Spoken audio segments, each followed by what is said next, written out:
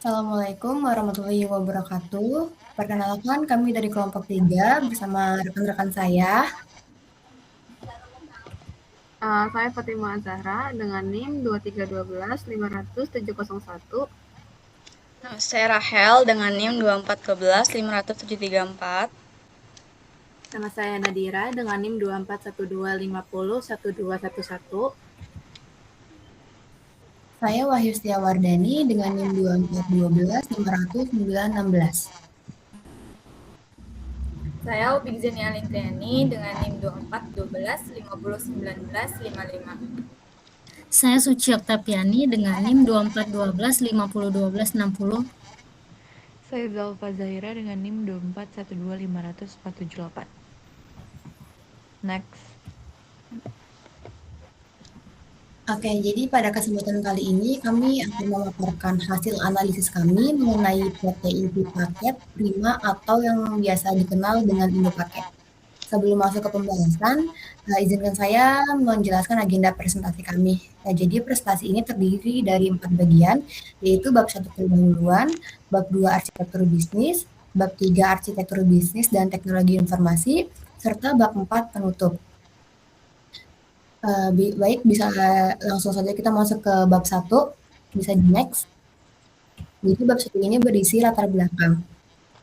Pada bagian latar belakang ini kita bisa melihat bahwa perkembangan teknologi informasi sangat pesat.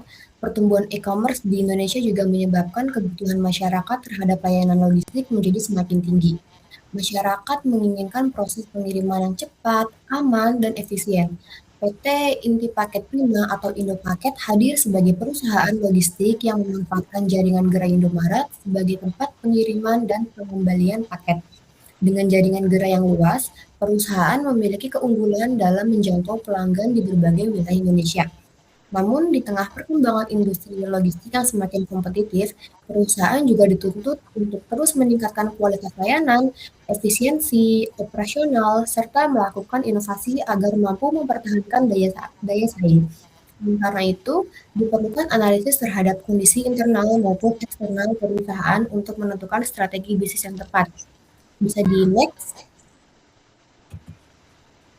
Selanjutnya, mengenai permasalahan dan ancaman.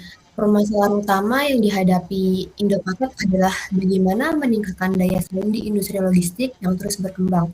Perusahaan harus mampu memberikan layanan yang lebih baik, meningkatkan efisiensi operasional, dan terus berinovasi agar dapat memenuhi kebutuhan pelanggan. Sedangkan ancaman yang dihadapi berasal dari semakin ketatnya persaingan antar perusahaan logistik, perkembangan teknologi digital yang sangat cepat, perubahan kebutuhan pelanggan, serta munculnya berbagai inovasi dari kompetitor. Jika perusahaan tidak mampu beradaptasi, maka daya saing perusahaan dapat menurun. Baik, bisa di next. Selanjutnya adalah peluang dan inovasi. Meskipun menghadapi berbagai tantangan, Indopaket juga memiliki peluang yang sangat besar. Salah satunya adalah meningkatnya pertumbuhan e-commerce di Indonesia yang secara langsung meningkatkan kebutuhan terhadap jasa pengiriman. Selain itu, perusahaan didukung oleh lebih dari 23.000 gerai Indomaret yang tersebar di seluruh Indonesia, sehingga memudahkan pelanggan dalam mengirim maupun mengambil paket. Untuk meningkatkan kualitas layanan, perusahaan juga dapat mengembangkan berbagai inovasi digital seperti aplikasi mobile, sistem pelacakan paket secara real-time, dashboard operasional, serta pemasaran teknologi. Inovasi tersebut diharapkan dapat meningkatkan efisiensi operasional, sekaligus memberikan pengalaman layanan yang lebih baik kepada pelanggan. Baik, bisa di next. Selanjutnya saya persilakan rekan saya untuk menyampaikan bab 2 mengenai arsitektur bisnis. Pada slide ini menjelaskan mengenai profil perusahaan PT Indopaket Prima atau yang lebih dikenal dengan Indopaket.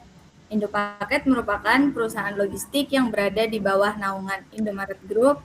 Perusahaan ini hadir untuk memberikan kemudahan kepada masyarakat dalam mengirim maupun menerima paket melalui jaringan gerai Indomaret yang tersebar di seluruh Indonesia. Saat ini Indopaket didukung oleh lebih dari 23.000 gerai Indomaret sehingga masyarakat dapat mengirim paket tanpa harus mencari kantor ekspedisi khusus. Keunggulan utama Indopaket adalah jaringan yang luas, layanan yang praktis, serta biaya pengiriman yang relatif terjangkau. Kantor pusat ini berada di Menara Indomaret, Pantai Indah Kapuk, Jakarta Utara. Next. Selanjutnya adalah visi misi perusahaan. Visi Indopaket yaitu menjadi jaringan layanan logistik retail berbasis digital yang unggul di Indonesia dengan menyediakan solusi pengiriman paket yang mudah diakses, hemat, dan terpercaya. Untuk mewujudkan visi tersebut, perusahaan ini memiliki beberapa misi. Yang pertama adalah memberikan kemudahan, kenyamanan, dan solusi praktis bagi masyarakat dalam proses pengiriman maupun penerimaan paket. Yang kedua, menyediakan layanan logistik dengan tarif yang kompetitif sehingga dapat dijangkau oleh berbagai kalangan. Ketiga, mendukung pertumbuhan bisnis dan perekonomian melalui jaringan distribusi yang luas di seluruh Indonesia. Dan yang terakhir, menjaga kualitas pelayanan agar tetap sigap, ramah, profesional, serta memastikan setiap paket sampai ke tujuan dengan aman. Next. Pada slide ini ditampilkan beberapa layanan utama yang dimiliki oleh Indopaket. Layanan pertama adalah store to store, yaitu pengiriman paket dari satu gerai Indomaret ke gerai Indomaret lainnya. Setelah paket sampai, penerimaan dapat mengambil paket langsung di gerai tujuan yang telah dipilih. Layanan kedua adalah store to address. Pada layanan ini, pelanggan menyerahkan paket di gerai Indomaret, kemudian paket akan dikirim langsung ke alamat penerima. Kemudian selanjutnya adalah pick up service, yaitu layanan penjemputan paket langsung oleh kurir ke lokasi pelanggan. Next.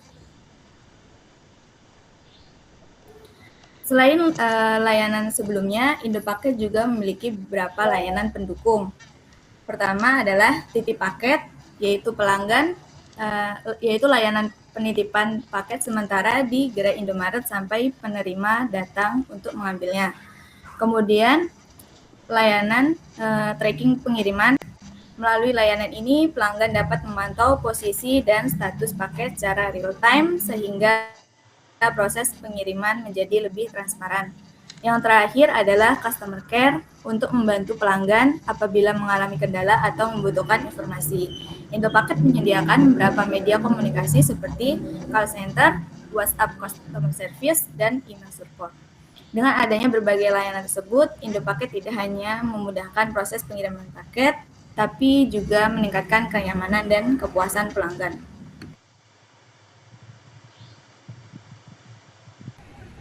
Selanjutnya, kita akan membahas bisnis model kanvas dari PT Inti Paket Prima atau Indopaket. Yang pertama itu ada value proposition, yang utama dari Indopaket yaitu ada 4. Yang pertama itu akses mudah melalui lebih dari 23.000 toko Indomaret. Yang kedua, fleksibilitas waktu karena bisa dikirim dan ambil paket kapan saja, termasuk di toko yang buka 24 jam. Yang ketiga, pengiriman lebih aman karena paket diambil langsung di toko. Dan yang keempat, harga yang terjangkau dengan tarif kompetitif untuk semua kalangan. Lalu yang kedua itu ada customer segments. Segments pelanggan yang didasar Indopaket meliputi individu yang ingin mengirim paket, UMKM dan online seller, supplier ke Indomaret dan Indogrosir serta perusahaan. Lalu yang ketiga itu ada customer relationships, yaitu untuk menjaga hubungan dengan pelanggan. Indopaket menyediakan layanan melalui email indopaket.co.id, lalu call center yaitu 1500280 serta customer center di nomor 08511 7759 052. Lalu yang keempat itu ada channel. Channels yang digunakan Indopaket mencakup gerai Indomaret secara offline, yaitu melalui website Indopacket dan aplikasi Indopaketnya sendiri serta TikTok dan Instagram.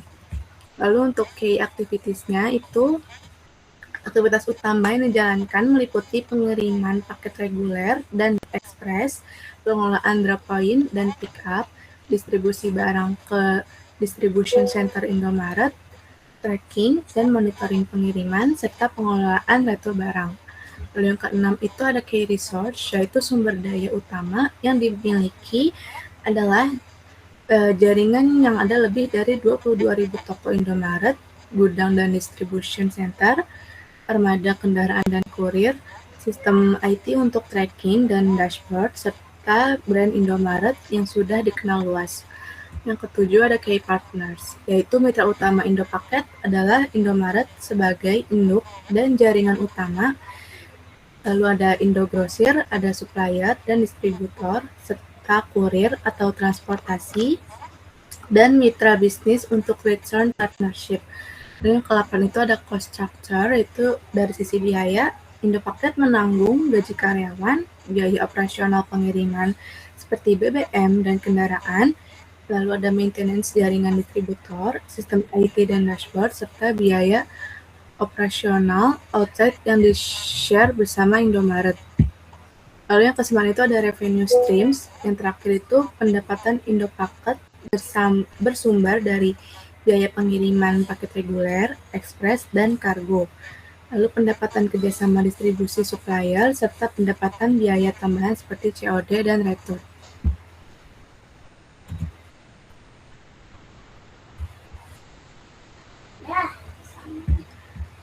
Berikutnya, kita akan masuk ke analisis dari PT Inti Paket Prima.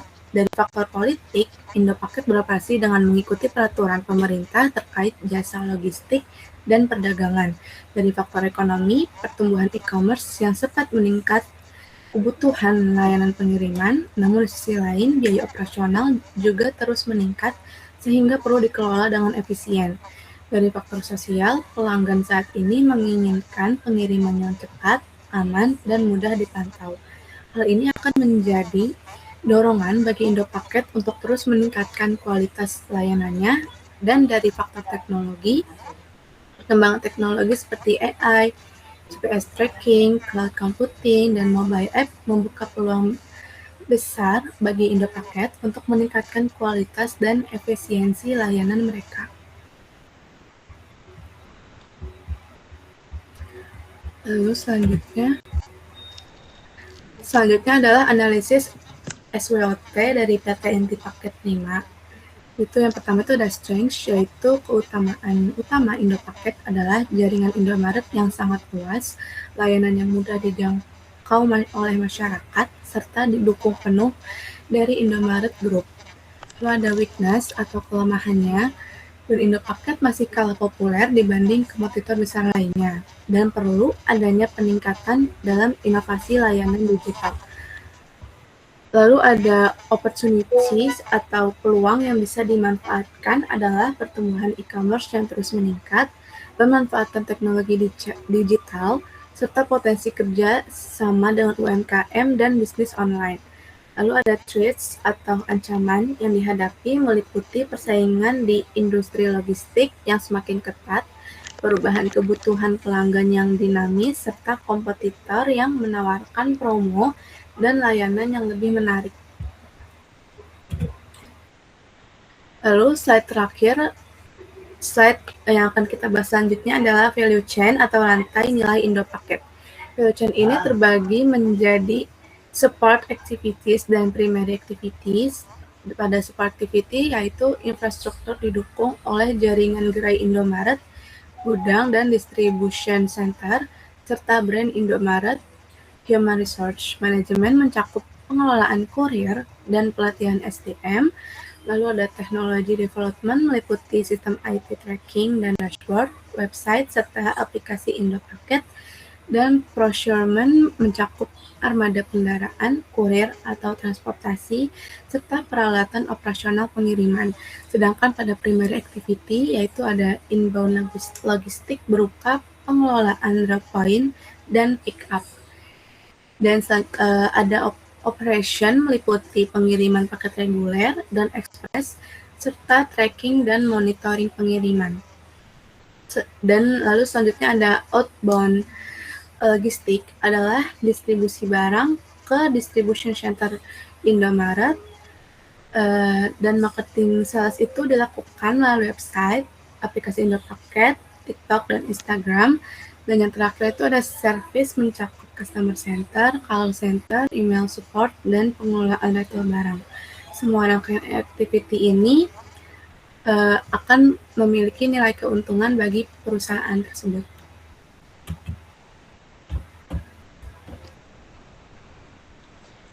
Baik, selanjutnya saya akan menjelaskan mengenai support activities atau aktivitas pendukung pada perusahaan. Jadi aktivitas ini tidak berhubungan langsung dengan pengiriman paket, tetapi berperan penting agar seluruh proses bisnis dapat berjalan dengan lancar. Jadi yang pertama itu ada infrastruktur perusahaan. Pada tahap ini dilakukan proses penerimaan paket dari pelanggan melalui gerai Indomaret atau layanan pick up service. Setelah paket diterima, petugas melakukan pencatatan data dan pemeriksaan kondisi paket sebelum diproses lebih lanjut. Lalu yang kedua itu ada manajemen sumber daya manusia. Bagian ini bertanggung jawab dalam proses rekrutmen, pelatihan, dan pengembangan karyawan maupun kurir agar dapat memberikan pelayanan yang optimal kepada pelanggan. Selanjutnya ada teknologi informasi. Teknologi mendukung seluruh operasional perusahaan melalui sistem pelacakan paket, dashboard operasional, website, serta aplikasi Indopaket sehingga proses pengiriman menjadi lebih efektif dan mudah dipantau.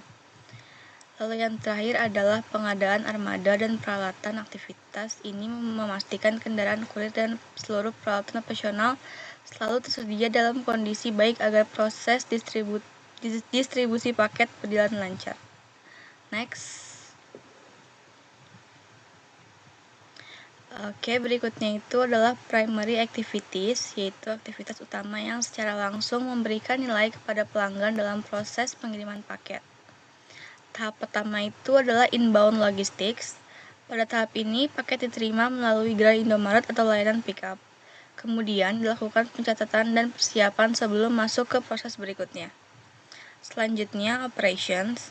Di sini dilakukan penyortiran paket, proses tracking, monitoring pengiriman, serta pengelolaan distribusi agar paket dapat dikirim secara tepat waktu. Setelah itu masuk ke outbound logistics, yaitu proses pendistribusian paket dari distribution center menuju gerai tujuan atau langsung ke alamat penerima sesuai dengan layanan yang dipilih pelanggan. Kemudian ada marketing and sales. Perusahaan melakukan promosi melalui website, aplikasi, dan media sosial, serta menyediakan program membership untuk menarik dan mempertahankan pelanggan. Lalu yang terakhir adalah service.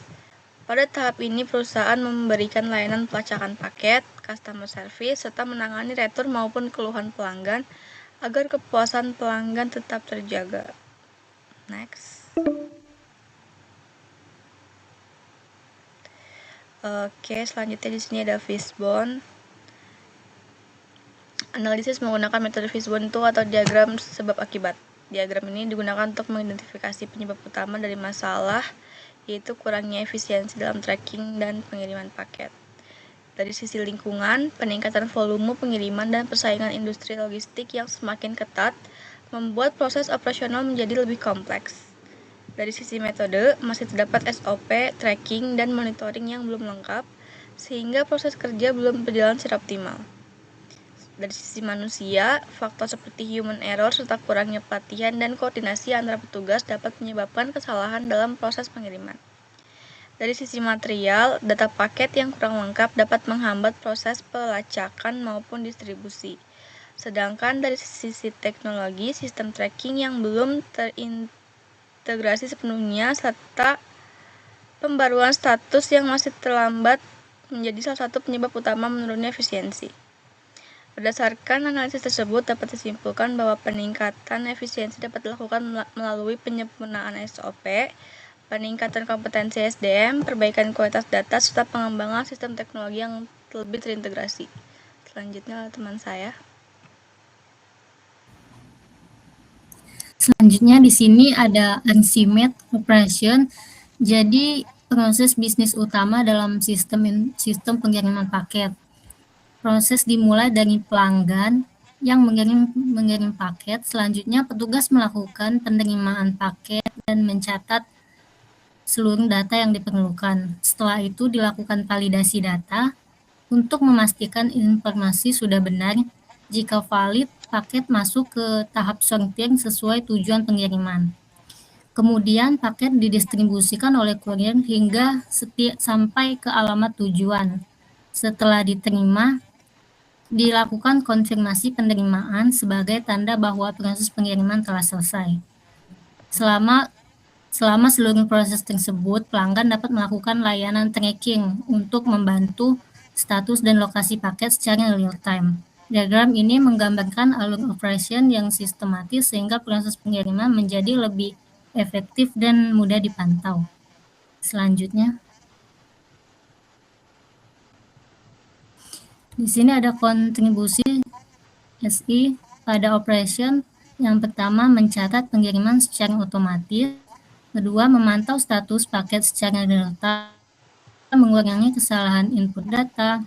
Terus ada mempercepat proses operasional dan membantu monitoring oleh manajemen. Next.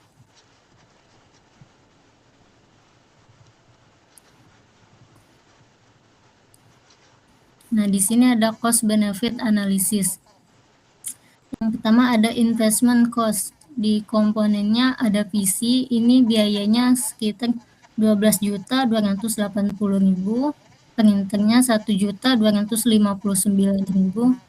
tinta 412.000, terus ada LAN 32.840, aplikasi trackingnya 1.102 juta. Terus ada total investment cost. Jadi total semuanya ada 115.983.840. Di monthly benefit ini ada pengurangan kesalahan input data, biayanya sekitar 4.500.000.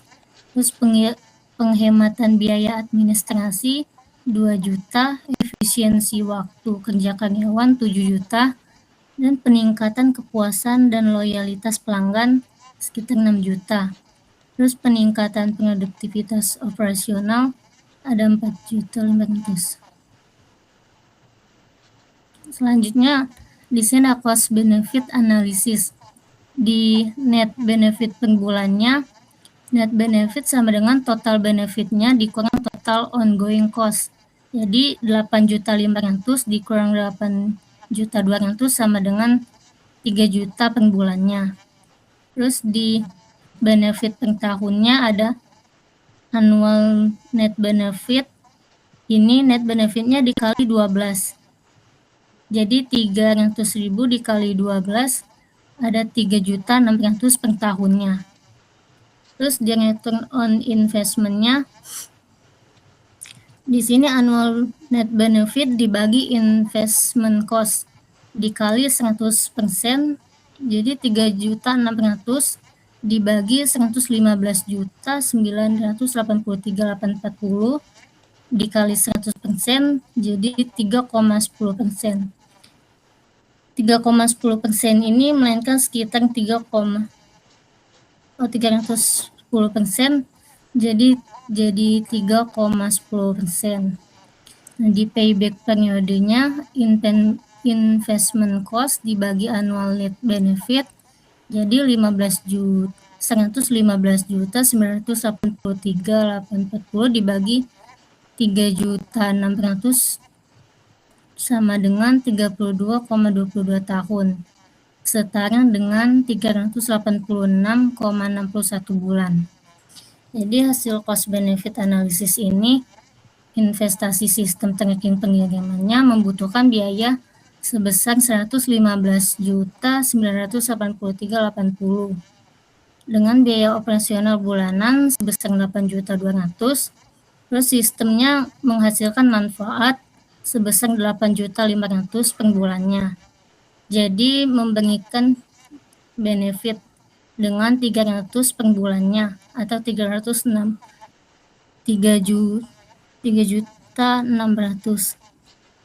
per tahun. Jadi di perhitungan ini nilainya sebesar 3,10% dengan payback periode sekitar 32,22 tahun. Baik, selanjutnya rekan saya akan menyampaikan bab 3 mengenai arsitektur bisnis dan teknologi informasi. Oke, pada bab ini kami ngejelasin bagaimana data dan aplikasi dan juga teknologi saling terintegrasi untuk mendukung proses bisnis perusahaan. Pembahasannya dimulai dari arsitek data, kemudian arsitek aplikasi, hingga teknologi yang digunakan agar seluruh proses operasional pengiriman paket dapat berjalan secara efektif dan juga efisien.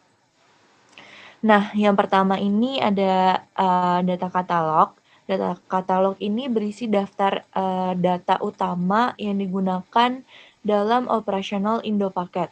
Setiap data yang memiliki fungsi dan juga digunakan oleh bagian yang berbeda-beda. Contohnya, terdapat data pelanggan yang berisi identitas, pengiriman, dan penerima paket. Lalu juga ada data paket yang menyimpan informasi seperti nomor resi, berat, dan juga jenis barang. Selain itu, terdapat data pengiriman, cabang atau gerai, kurir, tracking, transaksi, pembayaran, tarif pengiriman, komplain pelanggan, dan yang terakhir mitra bisnis. Nah, dengan adanya data katalog ini, perusahaan dapat mengetahui data apa aja yang harus dimiliki, siapa yang menggunakan data tersebut, serta bagaimana data tersebut mendukung proses bisnis perusahaan. Next. Nah, selanjutnya ada data matrix. Data matrix ini menunjukkan hubungan antara setiap entitas data dengan proses bisnis atau aplikasi yang menggunakannya. Misalnya, data pelanggan digunakan pada layanan pengiriman dan customer service. Data paket digunakan pada operasional dan juga sistem tracking, sedangkan data transaksi pembayaran digunakan oleh bagian keuangan. Melalui data matrix ini, perusahaan dapat memastikan bahwa setiap data dimanfaatkan sesuai kebutuhan dan tidak terjadi duplikasi ataupun data yang tidak digunakan. Next.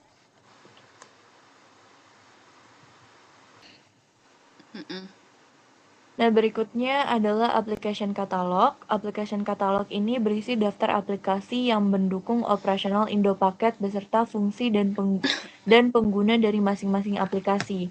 Beberapa aplikasi yang digunakan antara lain Customer Portal untuk pelanggan melakukan pengiriman dan juga pelacakan, Shipment Management System untuk mengelola data pengiriman, Tracking System untuk memantau posisi paket secara real-time, serta Warehouse Management System untuk membantu proses penyortiran paket di gudang. Selain itu, terdapat juga Courier Management System untuk mengatur penugasan kurir, Payment System ini untuk mengelola transaksi pembayaran, Customer Service System untuk menangani komplain pelanggan, dan Reporting Dashboard digunakan untuk manajemen dalam memantau kinerja operasional.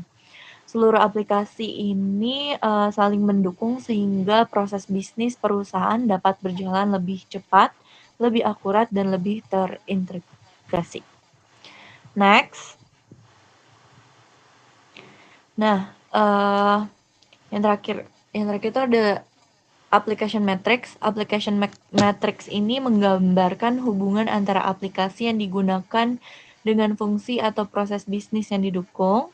Dari matriks ini dapat dilihat bahwa setiap aplikasi memiliki peran yang berbeda, namun saling terhubung. Misalnya, customer portal digunakan pada proses pemesanan layanan, shipment management system mendukung pengelolaan data pengiriman, sedangkan tracking system digunakan untuk memantau status paket secara real time. Dengan adanya application matrix ini, perusahaan menjadi lebih mudah mengetahui aplikasi mana yang mendukung setiap proses bisnis, sehingga apabila dilakukan pengembangan atau pembaruan sistem, dampaknya tuh proses operasional dapat diidentifikasi dengan lebih jelas. Next. Selanjutnya, ini merupakan belum diganti nggak sih namanya? Itu bukan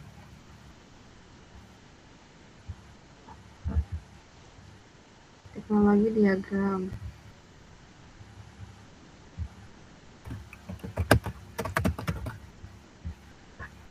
Oke. Selanjutnya, untuk teknologi diagram di sini ada diagram. Di sini ada paket yang terhubung dengan pelanggan dan terhubung dengan manifest. Mana ya? Oke. Di sini ada arsitektur teknologi, yaitu teknologi diagram. Kita bisa lihat di sini paket terhubung dengan pelanggan, manifest pengiriman, dan tracking transaksi serta bukti terima POD. Manifest pengiriman juga terhubung dengan cabang. Next. Selanjutnya ada arsitektur teknologi atau teknologi katalog. Di sini ada komponen teknologi beserta dengan fungsinya. Ada client device yang digunakan untuk pelanggan dan pegawai yang digunakan untuk mengakses sistem. Kemudian yang kedua, web server berfungsi sebagai menjalankan aplikasi berbasis web. Yang ketiga, aplikasi server yang berfungsi sebagai menjalankan logika bisnis aplikasi.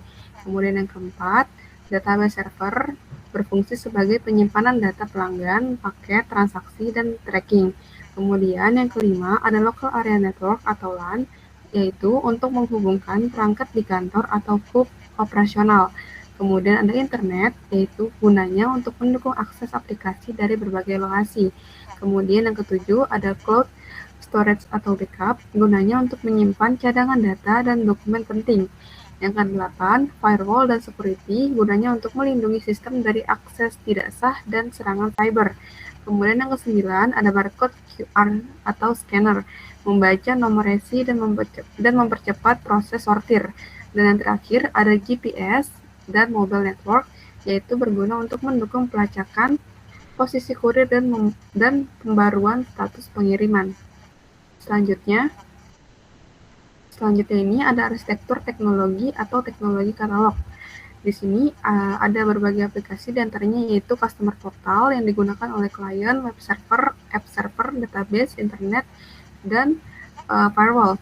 Kemudian ada shipment management yang digunakan oleh klien, web server, app server, database, internet, scanner, dan firewall. Kemudian ada tracking system yang digunakan juga oleh klien, web server, app server, database, internet, scanner, dan firewall. Kemudian ada warehouse management yang digunakan oleh klien, web server, app server, database, scanner, dan firewall.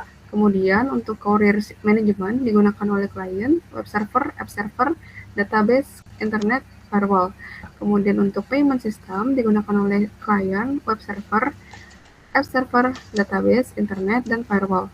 Kemudian untuk customer service digunakan oleh klien, web server, app server, database, internet, dan firewall. Kemudian untuk reporting dashboard digunakan oleh klien, web server, app server, database, internet, dan firewall. Kemudian next-nya kita ada layered viewpoint, yaitu Archimedes. Untuk diagram layered viewpoint Archimedes, kita punya tiga layer, yaitu yang pertama bisnis utama atau bisnis layer, yang kedua application component, yang ketiga teknologi layer. Untuk bisnis layer kita ada tiga proses utama, yaitu proses penerimaan order, proses pengelolaan dan sortir paket, dan proses pengantaran dan pelacakan. Untuk proses selanjutnya, untuk application component ada order dan tracking system yang didukung oleh proses penerimaan order, kemudian warehouse management system untuk mendukung proses pengelolaan dan sortir paket, kemudian courier dispatch dan payment gateway untuk mendukung proses pengantaran dan pelacakan. Kemudian ada teknologi layer, yaitu cloud server dan database untuk mendukung order dan tracking system, jaringan TOS Dry untuk mendukung warehouse management system, dan perangkat mobile dan scanner kurir untuk mendukung kurir dispatch dan payment gateway. Selanjutnya untuk bab 4 akan dilanjutkan oleh rekan saya. Oke, jadi demikian presentasi dari kelompok kami mengenai analisis PT Tim Paket Prima. Dari pembahasan yang telah kami sampaikan dapat disimpulkan bahwa Indopaket memiliki potensi yang besar dalam industri logistik karena didukung oleh jaringan Indomart yang luas. Namun perusahaan juga perlu terus meningkatkan inovasi teknologi, kualitas pelayanan, dan efisiensi operasional agar mampu bersaing dengan perusahaan logistik lainnya. Semoga hasil dari analisis yang kami sampaikan dapat memberikan gambaran mengenai penerapan arsitektur bisnis dan teknologi informasi dalam mendukung strategi perusahaan. Terima kasih atas perhatiannya. Apabila terdapat Terima kasih atas perhatiannya. Mohon maaf jika masih ada terdapat kekurangan. Terima kasih. Wassalamualaikum warahmatullahi wabarakatuh.